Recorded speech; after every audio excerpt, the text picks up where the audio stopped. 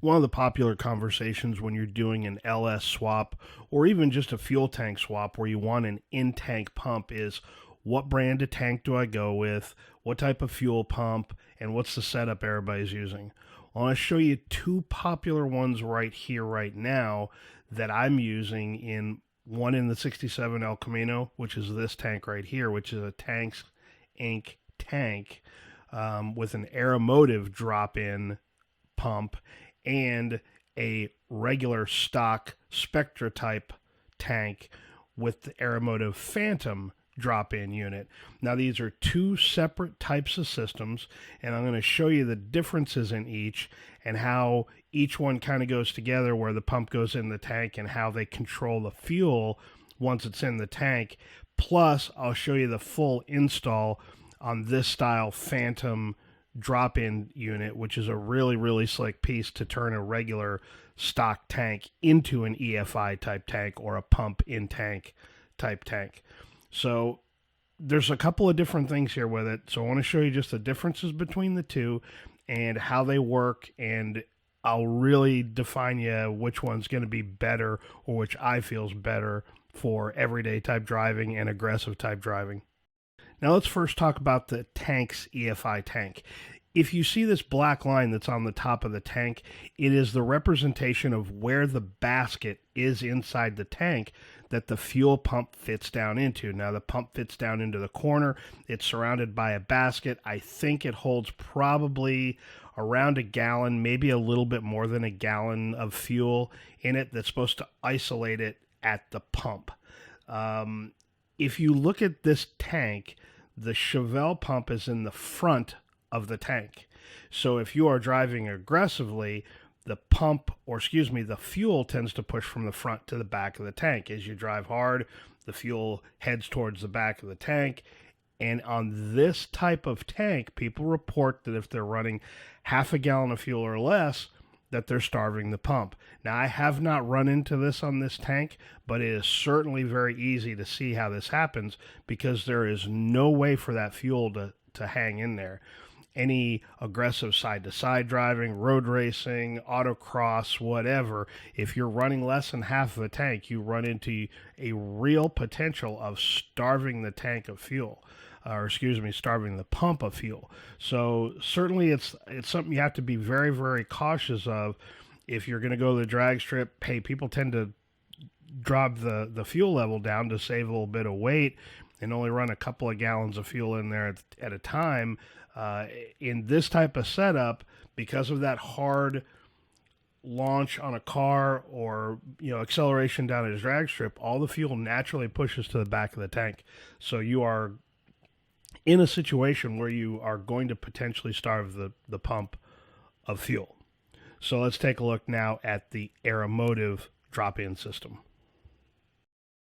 Now the Aeromotive Phantom tank system takes an existing non-EFI tank and drops in a pump and hanger and everything type of setup directly down into the tank with a basket that you drop in there yourself that holds fuel closer to the pump.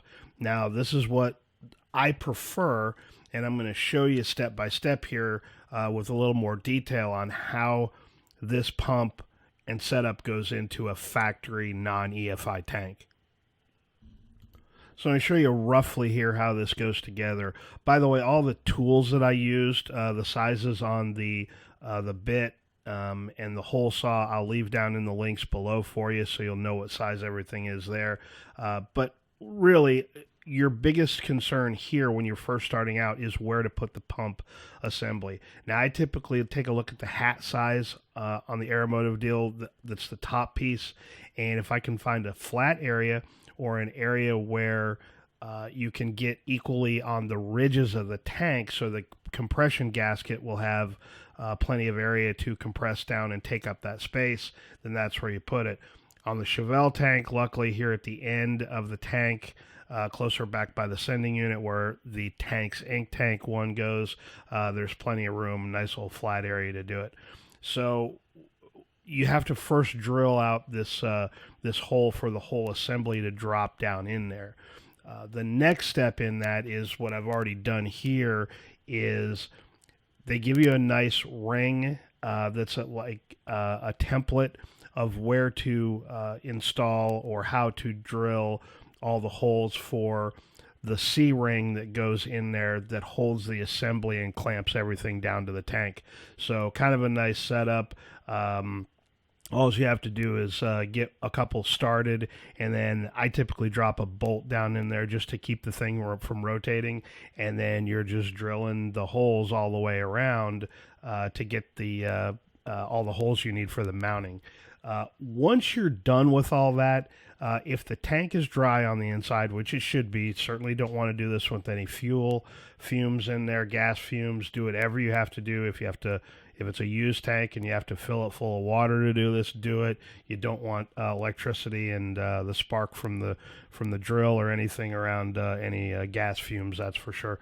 But once you get all that done, I just use a vacuum cleaner, shop vac, and clean it all out of there. Then I'll typically throw some lacquer thinner or something like that just to make sure I have everything and completely make sure it's cleaned out of there. Your next step, once you drill the hole and then drill the holes for the ring, is to measure the depth of the tank.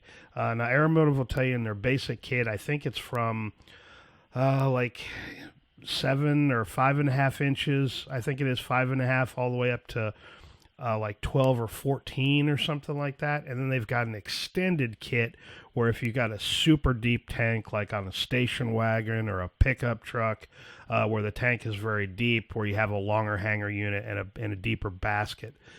So that's what we're doing here, is we're measuring how deep the basket needs to be, and that's what this is here. You've got this nice automotive grade type foam, which you see sometimes in fuel cells. You'll see them in modern cars to keep fuel from sloshing around. That's what this stuff is here. So you will cut the foam to the length that you need. Now, I think this tank measured 7 inches. I will usually cut this foam so it's about 9.5 inches, something like that. This foam has already been installed in this tank once. I'm changing the pump on it. So I'm going with a bigger 450 pump instead of the 340 pump that was in it. So you can see how this was compressed down in there once it's installed. Then this nice little rubber boot here at the bottom, the foam slides down into it, and both of these together do a very, very good job of holding the fuel very close to the pump so you don't run into the starvation issues that you run in on the tank style tank, where there's nothing to kind of isolate it at the pump. If you remember, there was a big area on the inside where that basket is. Works well in a regular street driving deal, in a race application or something like that. The fuel can just get too far away from the pump. Once you're done with that, this is a very easy install. This ring has got a C notch in it, and it kind of hooks down in there. But what you're going to do next with this is you use the little ring that you use to drill the holes for the C-clip, and you put this down into the hole there, and then literally you're shoving the entire basket through that hole down into the tank. And once you're done with that, you just gotta kind of work the foam around, push it, use whatever you need to on the bottom. I usually use like an extension to kind of push the foam and make sure the basket and everything is kind of down there. It's spread out up against the sides of the basket, and you've got a good mounting surface for the pump to drop down in there, and plenty of room for the little filter that comes on, the sock type filter that comes on the end of it. So really you're just trying to make sure that you've got a good open area down in there for the pump assembly and everything to slide down in there, and then you're good to go.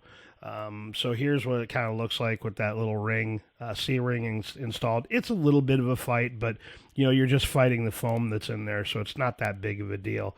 And then once you're done with it, really, it's just a matter of getting the pump assembly ready to go down in there, getting the bar that it attaches to cut to the right length, get the pump, attached to it with the worm clamps, get the electrical all hooked up to it.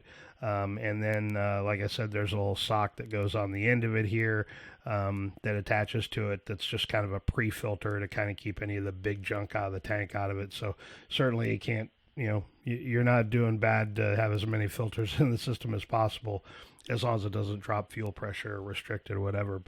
But that's what the entire setup kind of looks like. You're dropping this whole assembly down in as one whole unit.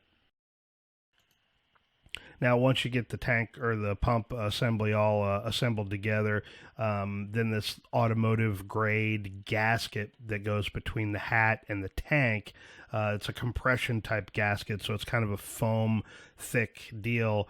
It's going to go down here on the tank, and that's when you tighten it up. It takes up the space between the two and seals it off. Really, your only other decision at this point is how to clock the pump and what direction you want the outlet, the inlet, and the vent to go from where you're at. There's multiple different ways of doing this. On the Chevelle, this seems to be the best way because there's a little bit of space underneath there that allows you to run lines to it where the hat doesn't sit, directly on the bottom of the floor. In the trunk area where it's mounted at. So this to me is the best spot, but certainly you could have plenty other different spots that you could mount this in. And literally that's it. Once you drop the hat down in there and get all those little screws on the top or the bolts of the nylon washers tightened down, that's it. You're done. The only thing you have to do at that point is to put the tank back in, hook the hoses up to it that you're going to run for the fuel, the vent, the return, and your wiring for the ground and the power for the pump, and it's over with. Now, Aeromotive, like I said, this kit's been out for quite a while. Some of you that know me personally know I have a little bit of story behind this, but Aeromotive is definitely the place to go. Their phone number's right here on the card. You can give them a call, or you can buy the product direct. I'll leave a link down below to it as well if you want to check it out on Amazon and see the size fuel pumps that they come with. But this whole kit is really, in my opinion, the best way to do this on a non-EFI tank. Now, this is the tank that all this stuff is on, but certainly that setup works well. It's okay for probably a normal street driving car, but really the more aggressive that you drive with this, if you're going to drag race it, if you're going to autocross it, whatever you're going to do, you've got to isolate the fuel at the pump or you're going to starve it. Now, there's other ways of doing this with different types of setups. Aeromotive has a Gen 2 type tank out now where the pickup is in a little bit different position, I believe, and it really helps cure that starvation issue. They did a nice job upgrading their original setup with this to kind of make it all work together. So anyway, that's kind of the deal in a nutshell, kind of the differences between the two. If you have any questions about this, I've installed, I think, probably 4 or 5 of these now in Chevelles, Camaros, and one Nova. So if you have any questions, don't hesitate. Leave them down below. Please like the video if you got something out of it, and subscribe if you haven't, and we will catch you on the next video. Thanks.